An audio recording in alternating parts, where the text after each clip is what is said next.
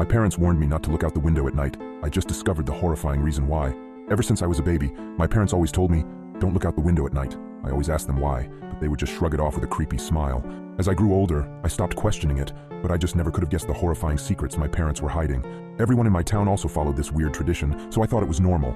That was until I went to college and noticed that none of the other kids were like this. So during Christmas, when I went to my parents' house, I remember them telling me not to look out the window. I gave them a smile and a small chuckle before telling them I wouldn't. However, curiosity struck me the moment they left the room. As I lay in the dark, I came to a decision. I was going to look out of the window. Just as my hand came to the sheer white curtain of the guest room, I paused. My mind flashed to that one time when I was 12. My parents were talking in the kitchen. I was home with the flu and was about to make my way to the sink for some water, but I stopped at the doorway. I hid behind the wall, peeking my head out from the doorway just an inch. My mother was crying and my father was holding her and rocking. That poor little girl. I feel horrible for her family, whispered my mother. My father just nodded and continued holding her. I went back to my room after that. Several hours later, my dad came up to my room with several pieces of wood and boarded up my windows. What are you doing that for, Dad? I asked him. Oh, it's nothing. Just safety reasons, he replied. I learned at school the next day that a little girl was found dead the previous morning, the window broken and curtains torn. I snapped back to the present. My hand drew back from the curtain. I shook my head, cursing myself for being so weird. What was the worst that could happen? It was just a window, it couldn't hurt me, right? As I reached my hand out again, my instinct was telling me to stop.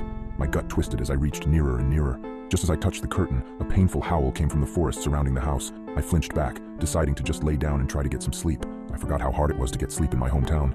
Every night, coyotes howled for hours everywhere in town, or at least I thought they were just coyotes.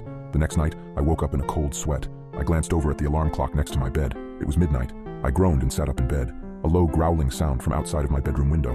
I thought back to last night and decided that I had made up my mind about looking out. I thrusted my arm towards the curtain and pulled back hard, almost ripping it away from the rod. I flattened myself against the wall next to the bed for a moment before I put one eye in front of the window. I immediately regretted my decision as I heard claws clacking up the house. I flung myself out of bed, tumbling on the floor. I stood up and got back up on the bed. I stuck my face closer to the window as the clacking got closer and closer. It suddenly stopped for a second before the most terrifying creature popped up from outside, emitting a horrible shriek as it did so.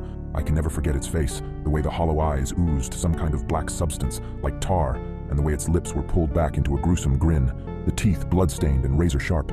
It looked like it had 4 limbs, its front 2 slamming on the glass and pounding. As I was frozen in front of the window in terror, my parents burst into the room. My father held a shotgun. He marched up to my bed and yanked me away from the window. He pointed his shotgun at the creature, shooting a bullet at it. The thing scrambled away, leaving the window almost completely shattered. Damn it, son, it was a simple task. Just don't look out the window. How hard is that? My dad shouted at me.